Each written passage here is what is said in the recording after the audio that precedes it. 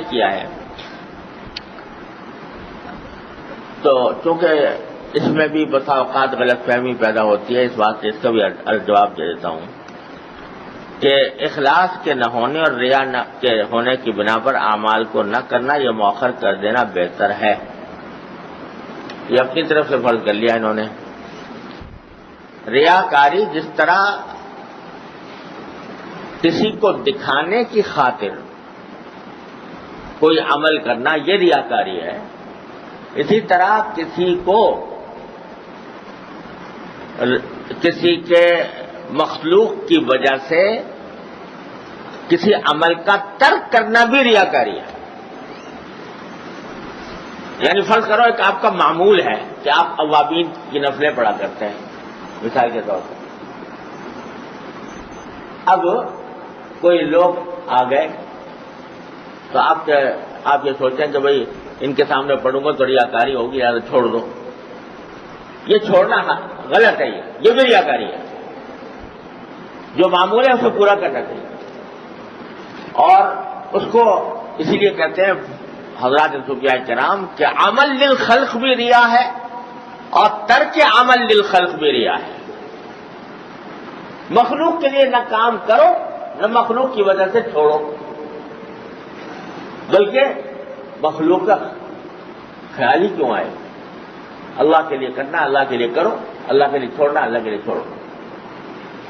تو اس واسطے یہ سمجھنا کہ بھئی فلاں کام کریں گے تو ریا ہو جائے گی لہذا چھوڑ دو، کچھ بھی نہیں، یہ سب شیطانی خیال ہے، نفسانی خیال ہے۔ اب کوئی آدمی چاہ رہا ہے کہ بھئی میں آج رات کو جا کے عبادت کروں گا، دل میں داعیہ پیدا ہوا، اللہ کی خاطر پیدا ہوا، اب اس لیے چھوڑ دے کہ بھئی 10 آدمی بیٹھے مجھے دیکھ رہے ہیں اور مجھے اس میں ریاکاری ہو جائے گی۔ یہ کوئی ریاکاری نہیں ہوتی۔ بقول حضرت حکیم علامہ بڑا تھانوی قدس اللہ تعالیٰ سے رو گیا کہ ریا کوئی ایسی چیز نہیں جو خامخواہ لپٹتی پھرے تمہیں۔ ریا جو ہے یہ ایک اختیاری عمل ہے کہ اپنے اختیار سے اگر تم یہ کوئی کام کرو کہ بھئی لوگوں میں میری شہرت ہوگی، میرا نام نمود ہوگا، تو ریا ہوتی ہے۔ اور یہ جو ایسے ہی خیالات آتے رہتے ہیں یہ آنے دو ان کو، ان سے کچھ نہیں ہوتا۔ اصل ابتدا میں جو عمل کر رہا ہو وہ عمل کر اللہ کے لیے کرو، اس میں کسی مخلوق کی وجہ سے نہ کرو نہ مخلوق کی وجہ سے چھوڑو۔ بعض لوگ کہتے ہیں تسبیحات میں لے کر پھریں گے، تسبیحات میں لیں گے تو ریاکاری ہو جائے گی۔ ارے کچھ بھی نہیں ہوگی، اگر تم اپنے دل سے ریا کا نیت نہیں کرو گے تو کچھ بھی نہیں ہوگی۔ بقول ہمارے حضرات کے یہ تسبیح جو ہے یہ ایک مذکرہ ہے، یاد دلانے والی چیز ہے۔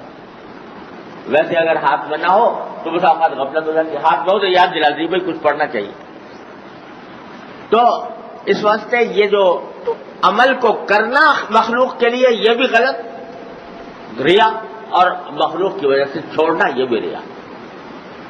تو ایک بات یہ ہوگی۔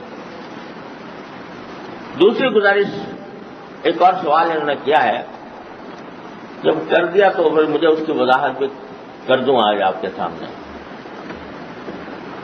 ہمارے ہاں دین کے مختلف کام، مختلف شعبے میں کام ہو رہا ہے۔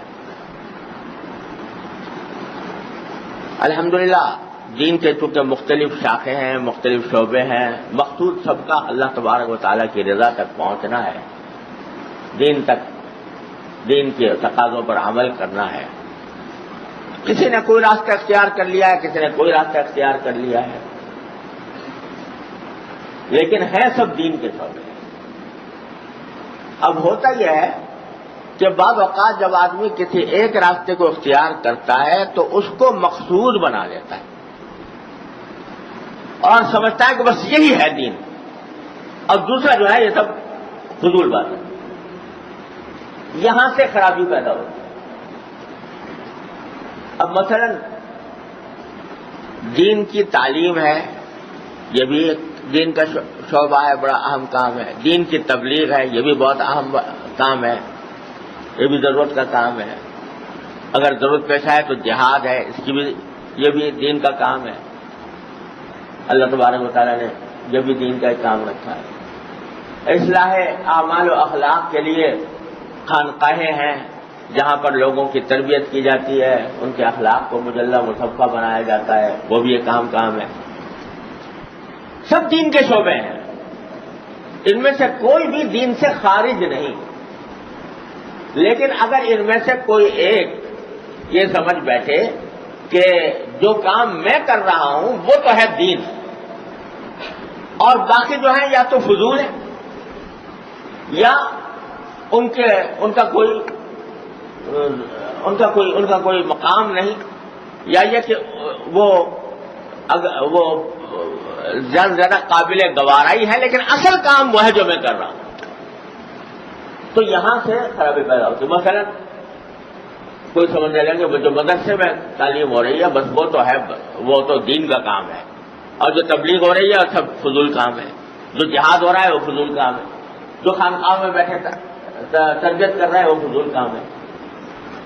تو یہ یہاں سے گمراہی پیدا ہوتی ہے، یہاں سے اختلاف پیدا ہوتا ہے. اسی طرح اگر کوئی سمجھے جو تبلیغ کا کام ہو رہا ہے بس وہ دین ہے، اب مدرسے والے فضول باتیں کر رہے ہیں، فضول کام کر رہے ہیں، اگر مدرسے والے نکلیں گے نہیں، چلا نہیں لگائیں گے تو وہ دین کے اوپر عمل کرنے والے نہیں ہیں. ملم یخرج فقط خرج. تو یہ تصور پیدا کر لیا تو یہ بھی گمراہی ہے. کوئی شخص جہاد پہ نکلا ہوا ہے اور وہ یہ کہا کہ جہاد جو میں کر رہا ہوں وہ تو برحق ہے، اور باقی یہ تبلیغ والے جو کر رہے ہیں یہ سب فضول ہے، اور جو مدرسے والے کر رہے ہیں یہ فضول ہے، تو یہ گمراہی ہے. خانقاہ والے سمجھے جہاں جو خانقاہ میں آ کے بیٹھ کے چلا کھینچ رہا ہے یا یہاں پر بیٹھ کر جو ضربے لگا رہا ہے بس وہ کام تو ہے صحیح، اور باقی سب جو ہے فضول ہے. یہ سب گمراہی کی باتیں ہیں. ہر ایک کام اپنی اپنی جگہ مطلوب ہے، دین کا کام ہے، منزل سب کی ایک ہے، لہذا ان کو کرتے ہوئے. اب ہوتا یہ ہے جب ایک ذہنیت یہ پیدا ہو جاتی ہے تو اب اگر فرض کرو ان میں سے کسی بھی جماعت، کسی بھی گروہ کی کسی کوتاہی پر متنبہ کیا جائے خیر خواہی سے ہی صحیح، تو اس کو فوراً مخالفت کا رنگ دے دیا جاتا ہے. یہ مخالف ہے. میں نے پچھلے دنوں شاید 2 دن ایسا ہوا کہ میں نے تبلیغ جماعت کے بارے میں 2 باتیں عرض کی، اور یہ اس لیے عرض کی کہ جب میں نے کہا کہ طاعت کے اوپر صبر کرنا یہ ضروری ہے، تو بعض اوقات یہ دیکھنا پڑتا ہے کہ کس وقت کون سی طاعت کا کیا تقاضا ہے، اس وقت کون سی طاعت کا تقاضا ہے، اس کو دیکھنا پڑتا ہے، سمجھے نا. اور اس کو دیکھے بغیر یک رخا کسی ایک طرف چل پڑنا یہ دین کا تقاضا نہیں ہے، یہ ہوائے نفس ہے، یہ خواہشات نفس کی اتباع ہے. میں نے کہا تھا شوق پورا کرنے کا نام دین نہیں، اتباع کرنے کا نام دین ہے. اس وقت ہم سے کیا مطالبہ ہے؟ بہت ساری مثالیں دی تھی. ایسا لگتا ہے کہ کسی صاحب کو یہ بات بری لگتی، سمجھا، اور انہوں نے اس کو اس پر معمول کیا کہ یہ تبلیغ جماعت کی مخالفت ہو رہی ہے. چنانچہ بحث کے انداز میں ایک سوال میرے پاس بھیجا ہے. اسی سے مجھے افسوس ہوتا ہے. اب جو ہے اس جواب میں تبلیغ جماعت کے فضائل اور اس کے کام کے اچھے نتائج ان کا ذکر فرمایا کہ اگر یہ نہیں ہوگا تو یہ کیسے ہوں گے. تو میں نے کب کہا کہ بھائی یہ کوئی اچھا کام نہیں ہو رہا، یہ کرنا نہیں چاہیے. لیکن مشکل یہی ہے کہ جب دماغ میں ایک بات یہ بیٹھ جاتی ہے کہ حق وہ ہے جو میں کر رہا ہوں، اور اس کے خلاف اگر کوئی آدمی اخلاص سے، محبت سے، پیار سے کسی زیادتی کے بارے میں بتائے کہ فلاں کام زیادتی کا ہو رہا ہے، تو اس کو فوراً مخالفت پر معمول کر کے اس کی جوابدہی کی فکر شروع ہو جاتی. بتلانا مجھے یہ تھا کہ بعض افراد میں جو نئے داخل ہوتے ہیں، نیا جوش و خروش ہوتا ہے، ان کے اندر ایسے افکار پیدا ہو جاتے ہیں جو غلو پر مشتمل ہیں، جو دین کا تقاضا نہیں ہے۔ یہ بڑوں کی عموماً تعلیم نہیں ہوتی، جو جماعت کی جو بنیادی پالیسی ہے وہ یہ نہیں ہوتی، لیکن عام لوگ جب گھس جاتے ہیں اس میں، اور یہ مشہور ہے یہ بات کہ العام اما مفرط اور مفرط، یا تو آ جاتے ہی نہیں تھے کبھی دین کی طرف دھیان ہی نہیں آتا تھا، آج آ گیا تو اب جو میں کر رہا ہوں وہ برحق، جو دوسرا کر رہا ہے وہ غلط۔ اور اگر اس کے اوپر کوئی اگر بات کہی بھی جائے، میں اب مثال دے دیتا ہوں آپ کو، میرے سامنے مثال پرسوں کی یعنی اسی زمانے کی موجود ہے۔ ایک شخص ہے، اس کو تبلیغ جماعت کے اندر الحمدللہ اس کو توفیق ہوئی، وقت لگایا اس نے اور اس سے اصلاح بھی ہوئی اس کی، مگر اب آگے اس درجہ پہنچ گیا کہ بیوی ہے، بچہ ہے اور ماں ہے۔ ماں سے کہتے ہیں تو جا کر گھر میں کام کر کے کام کر، میں نہیں کروں گا، میں تو دین کی خاطر چلا لگاؤں گا، میں دین کی خاطر چلا، یہ سب دنیا ہے، کمانا کھانا سب دنیا ہے، اور میں اگر اپنی بیوی کے لیے اپنے بچوں کے لیے کماؤں گا، یا مجھے ملازمت کی پرواہ نہیں ہے، چھوٹتی ہے چھوٹ جائے، مگر میں اپنے وقت پہ چلا لاؤں گا۔ وہ پوچھتی ہے کہ بھائی یہ تیرے بیوی کو پیسے کہاں سے کھائے گا، بالکل غریب لوگ ہیں، کہاں سے کھائے گی، بچوں کہاں سے، کہ تو جا کے گھروں میں جا کر کام کر، برتن مانج، پیسے کما، اور بیوی سے کہا تو گھر میں بیٹھ کر سلائی کر اور اس سے کما، میں ذمہ دار نہیں ہوں، میں تو چلے پہ جا رہا ہوں۔ یہ میری آنکھوں کے سامنے کی بات ہے، یہ ابھی بلا کے دکھا سکتا ہوں اس آدمی کو تمہیں۔ تو اب بتاؤ یہ کیا دین ہے؟ اللہ تبارک و تعالیٰ تمہارے ذمہ حق رکھا ہے، تمہاری بیوی کا حق ہے، تمہارے بچے کا حق ہے، تمہیں شرم نہیں آتی کہ ماں کو کہتے ہو کہ جا کے کماؤ اور گھر میں جا کے کام کرو، اور تمہیں خدا کا خوف نہیں آتا، تمہیں شرم نہیں آتی، اس کو دین قرار دے رہے ہو، دین کے سے برگشتہ کر رہے ہو لوگوں کو۔ یہ مثال ہے، اور ایسی ایک نہیں 10 مثالیں ایسی پیدا ہوتی ہیں۔ اس کو میں کہہ رہا ہوں کہ جس شخص کے دماغ میں یہ خناس سما گیا ہے وہ نکالے اس خناس کو، اور یہ دیکھے کہ وقت پر دین کا کون سا اس وقت دین کا تقاضا کیا ہے، اس پر عمل کرے۔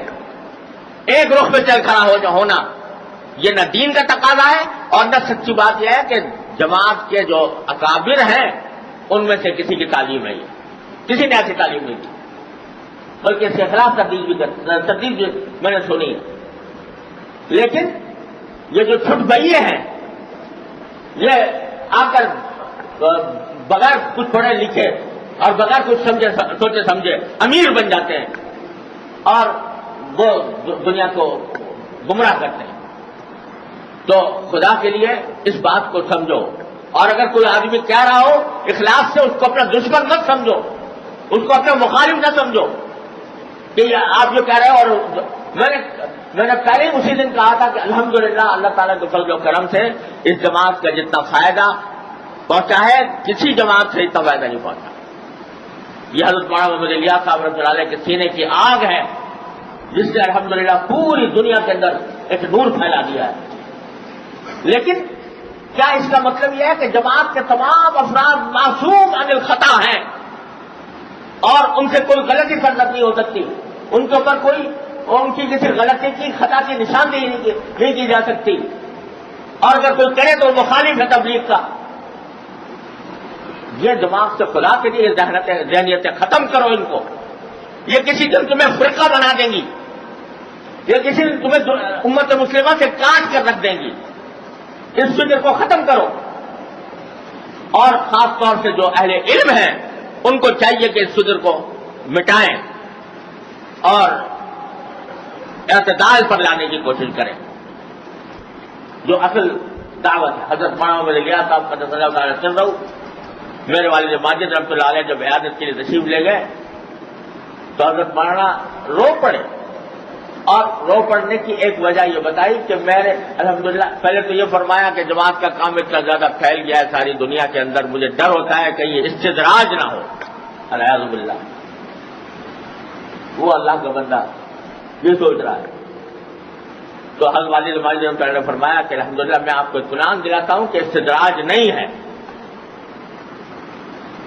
انہوں نے پوچھا دلیل کیا ہے؟ تو فرمایا کہ جس شخص کے ساتھ استدراج ہوتا ہے اس کے دل پر واہمہ بھی نہیں گزرتا کہ استدراج ہو۔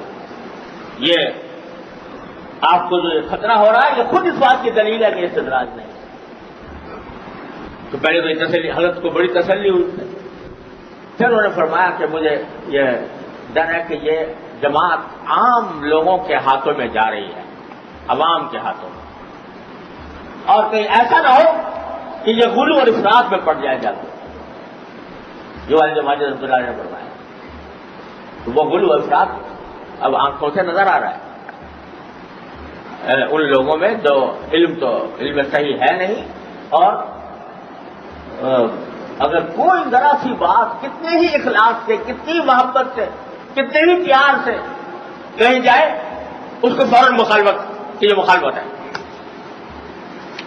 تو خدا کے لیے اس طرز عمل سے خود بھی بچو اور دوسروں کو بھی بچاؤ۔ جو بات کہی گئی تھی وہ یہ کہ یہ جو نیچے کے لوگ ہیں بندہ سرد، اب آپ کو میں اپنا واقعہ بتا دیتا ہوں۔ یہ میری اتوار کی مجلس ہوا کرتی، پہلے جمعہ کو ہوتی، میں تو خود کرتا نہیں تھا، حضرت مولانا ہمارے حضرت ناظم صاحب حضرت مولانا صاحبان محمود صاحب نے مجھ سے اصرار سے فرمایا کہ بھائی تم وہاں مسجد نعمان لکھبیلا میں جمعہ کے بعد کچھ مجلس میں، حضرت نے اس کا حکم تھا، میں نے اعلان کروا دیا۔ اعلان ہوا تو مسجد کے محلے کے حضرات جو ہیں تبلیغ کی جماعت کے حضرات وہ آئے کہ جی یہ آپ جمعہ کے دن نہ کیا کریں گے۔ میں نے کہا بھائی کیوں؟ کہ وہ ہمارا گشت ہوتا ہے، تو اس وجہ سے میں نے کہا ٹھیک ہے یہ بات ہم ایسے وقت کر لیتے ہیں جس میں تعارض نہ ہو، وہ بھی ضروری کام ہے، تو آپ کس وقت کرتے ہو؟ میں نے کہا جی پتہ نہیں مغرب کے بعد کہا یا عشاء کے بعد کہا۔ میں نے کہا وہ تو مغرب کے بعد عشاء کے بعد ہوتا ہے، اور عصر کے بعد یہ بیان عصر کے بعد ہوگا۔